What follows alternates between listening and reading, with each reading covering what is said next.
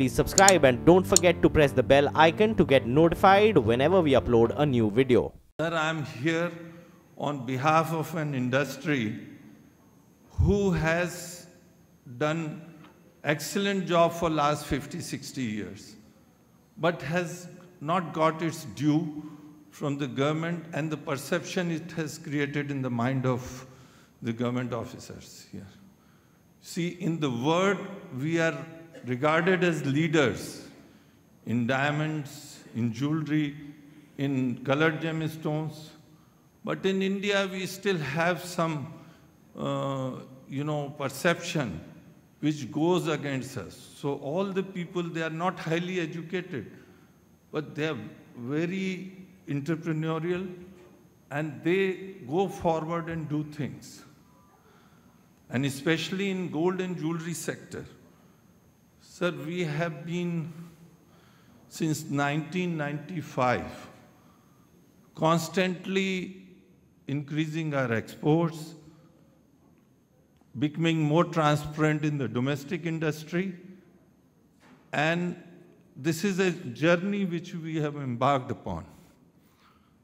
Unfortunately, the infrastructure that we had in 1995 and before that centuries old, which are located near different jewelry bazaars around the country, are now all dilapidated. We need strong infrastructure, something like jewelry parks, which is one-stop shop for all the 22 permissions that are required for opening a factory, supplies of gold, customs, all those things inside the jewelry park, and for which I have also spoken to Commerce Ministry. And apart from that, various other supply problems of metals and other things that can be taken care of. Gold is intrinsic to India's social and economy. You know it a million times better than I because it runs in your veins. It absolutely can be the vehicle for supporting economic growth, for generating employment, for protecting households and providing them financial security, and for consumers to provide them confidence in the product that they buy, to be a valuable mainstream asset for the nation, particularly as the economy now is on the point of rapid growth. The case for a broad-based policy framework has never been stronger. The framework necessary is to help guide both policymakers, government, and the industry over the coming months, years, and maybe decades, to bring about the necessary reforms in the country. We see that there are really 4 pillars of reform that need to be put in place, 4 levels of capability. Consumer protection at the very heart, creating organized markets, both trading and logistics, ensuring households can continue to deploy gold for financial security, and of course, making India enabling greater employment and economic growth. All of these can be addressed by implementing standards, infrastructure, integrating the industry into the mainstream of Indian finance and commerce, and of course, the Make in India initiative. Gold is an important place in our economy. It is not a traditional investment, but also it's on our daily life. For example, we give gold as present in our ceremonies, wedding ceremonies, or on a new baby celebration ceremonies. But the problem is that the holders of gold, the investors, are holding this gold out of financial system. So as a policymaker, as Turkish Treasury, we created 2 new instruments to bring this idle gold into the financial system. In the beginning of the project, we have selected our target investor base, and we choose the retail investors. So only retail investors can invest to these 2 new instruments. After selecting the investor target, we also analyze the demand and the needs of the investors. So by making this analysis, we created two new instruments. One of them is a conventional bond, which pays interest. The second one is sukuk, which pays rent income to the investors. Because some of the investors in Turkey do not want to receive interest for religious purposes. For this reason, we created two new instruments. And by taking into account their needs, we created these instruments in such a way that at the end of the investment period, the investors can receive the physical gold at the end of the maturity. In the third step, we find out an intermediary institution to be able to reach the investors. So we selected a public bank as an intermediary institution to be able to reach the investors easily, because this public bank has lots of branches all over the country. And finally, of course, the incentives are important. The return rate and the tax advantage are the main incentives of this security for the Turkish people. Thank you very much. We are conscious of the fact that jewelry industry is an industry of great importance to the country from the viewpoint of job creation. So the policy neglect that Praveen Shankar Pandya has talked about cannot remain. There is no question of government neglecting this industry. We are conscious that this is an industry which can create a lot of employment for people. And that's why, if the industry feels that there is some amount of policy neglect, we will try and remove it. My second point is that, as on today, the jewelry industry, gold and jewelry industry, is more for domestic use. India is the largest consumer of gold, one of the largest, and also we have a preference for buying more and more jewelry and also storing a lot of gold. But we must, as the council has also outlined, we must set targets for making gem and jewelry industry an export-oriented industry. And our export at one time should become more than the domestic demand. This should be the goal, and I'm sure the domestic demand. This should be the goal, and I'm sure the council has also, Praveen Bhai talked about a goal of $25 billion, right? By 2025. So we can all achieve this goal, and we are with you. We will try and help you in this. The industry's big demand is the reduction of import duty. Now, I was making a rough calculation. It's about $3 billion a month that is imported in the form of gold. So that's about $35 billion a year, 2.2 lakh crore. 10% is 22,000 crore. Are you willing to give up that and make it 11,000 crore? Is that the only hurdle? No. One fact is that the import of gold also keeps fluctuating from year to year. Sometimes it is 1,100 tons, sometimes it is 800 tons, sometimes it is 600 tons. So it depends on how you calculate. But our rough estimate is that it's a loss of 25,000 crore per annum. Yes, the entire gold duty comes to around 25,000 crore. Per annum. Yes. We'll see. As I mentioned, it is a big dent, but Praveen Bhai's point of view that probably if you reduce the rate, there might be better compliance also. But that better compliance will not exactly be 50% more, probably. Okay. I mean, or 100% more. So we'll have to see. The calculations are. Exports will increase. Yeah, that's true. No, exports, employment, everything. But no, the dissonance is that you were willing to see the justice when it came to GST, when it came to the domestic tax. If that is 3%, the gap is very wide between the custom duty and the GST. Yes. You understood that, I mean, you appreciated that domestically the loss of revenue and the cash transactions in gold will increase if the GST is increased. Why not extend the argument to imports and exports? No, the problem is that gold is imported not only for making jewelry. The gold is also imported for storing in form of biscuits.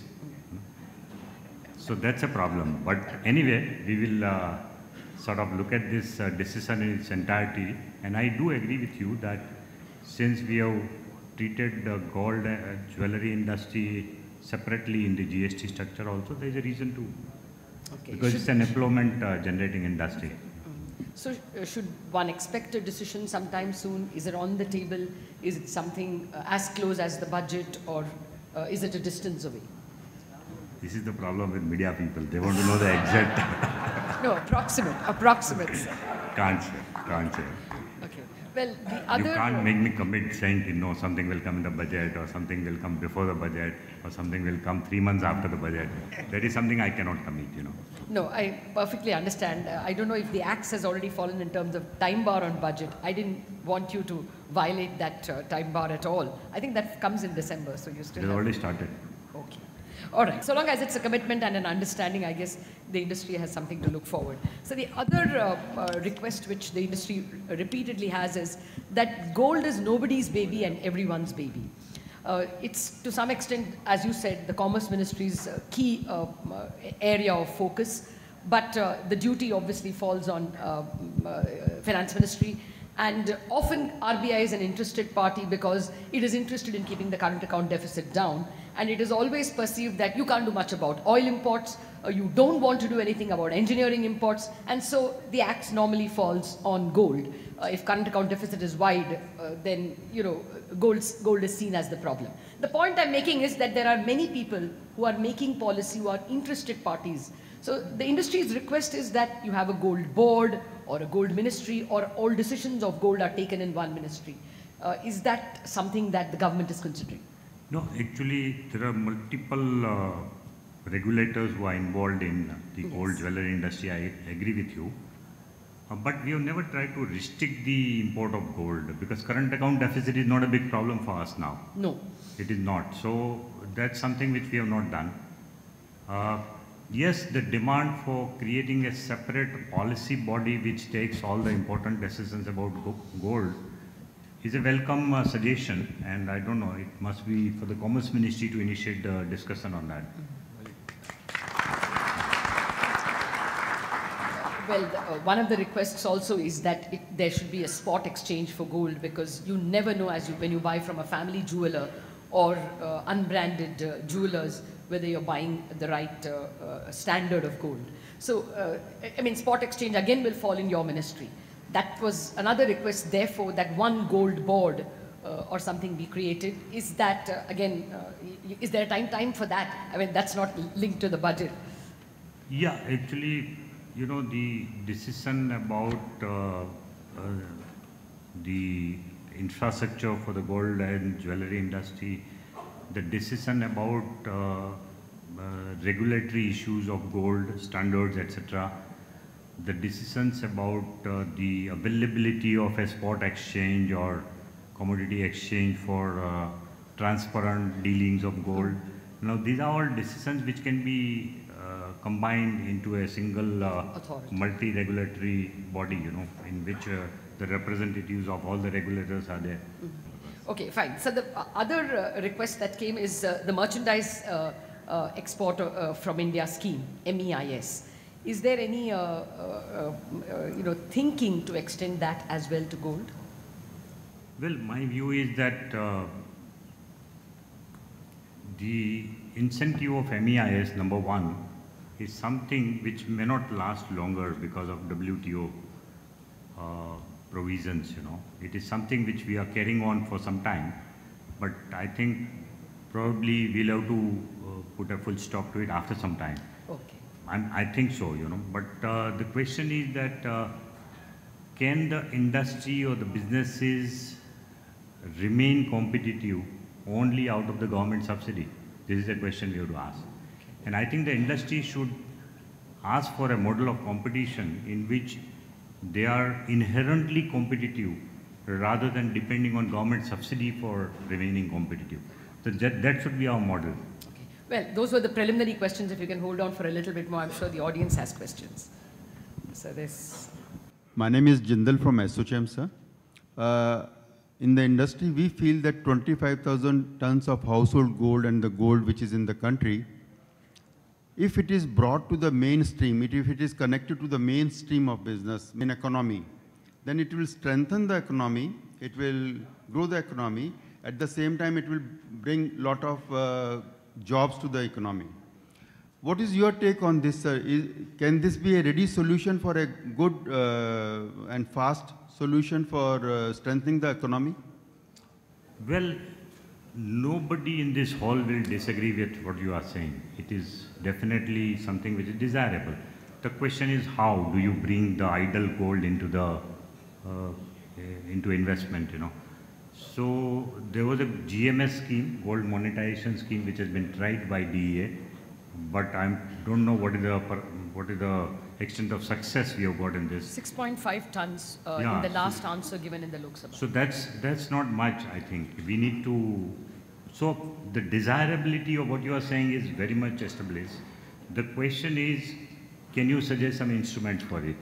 This is the question. Sir, we can put a study group on this. Please do that. And we can tweak the GMS to desired thing so that it can work well. But again, that you can't tell me that in order to make GMS, please waive all the taxes, do this. Do no, we are not asking for that, sir. No, we are not asking for that, sir. But we'll look at it, you know. Thank you, sir. Sir, this is Nitin Khandelwal from GJF. Sir questions ये है कि जब हम electronics payment को काफ़ी बढ़ावा दे रहे हैं, पंड्या जी ने काफ़ी सारे सजेशन दिए हैं और काफ़ी बार हम आपसे भी मिले हैं। सर, इलेक्ट्रॉनिक्स पेमेंट के ऊपर इंसेंटिव वाइज हम कितना जल्दी कर सकते हैं जिससे इलेक्ट्रॉनिक्स पेमेंट इस इंडस्ट्री में इंट्रोड्यूस हो सके। सर, दूसरा बैंक का जो प्रवीण जी ने कहा था कि रिस्क रेशो बहुत हाई करके रखा है, ज्वेलरी इंडस्ट्री को एक अलग नज़र से देखा जा रहा है और केस काफ़ी पेंडिंग रहते हैं और जो ये भी देते हैं रैंकिंग वो भी बहुत लो होती है। और मोनेटाइजेशन के अंदर सर सबसे बड़ा जो है एक यूआरडी परचेस के अंदर एक प्रॉब्लम काफ़ी आता है। काफ़ी ये जो सोशल सिक्योरिटी के लिए लोग गोल्ड बाय करते हैं और जब 50 ग्राम गोल्ड किसी अर्जेंसी की वजह से फ्राइडे या सैटरडे को आते हैं और 10,000 का जो लिमिट है उनको रीपेमेंट करने का वो बहुत छोटा होता है, तो उसमें जो रियल सिक्योरिटी के लगता है मेडिकल इमरजेंसी आती है, ट्रैवलिंग इमरजेंसी आती है, काफ़ी इमरजेंसी होती है, वो बहुत दिक्कत होती है और वो अच्छे प्लेयर को बुक्स के अंदर रखने में काफ़ी दिक्कत जाती है, तो नेक्स्ट डोर पे कस्टमर चला जाता है। तो इस पर थोड़ा बजट में ध्यान दिया जाए। Thank you. Okay, will keep it into mind. Is there any incentive for electronic payments, not just for the gold industry, but generally for electronic payment over cash? I'm not too sure whether there is any specific incentive as of now, but there is a demand for it. There is a demand for it, and there are two ways of encouraging digital payment. One is to discourage the cash payment. That's true. So the disincentives for cash payment, and the other one is to actually give positive encouragement for digital payment. So these are both the ends which you can address. I, on behalf of GJPC, extend you a sincere thanks to participate and share your views on the policy. Sir, we have noted your suggestions and observations, and we hope all these points will be a vital inputs in formulating the new gold policy for the country.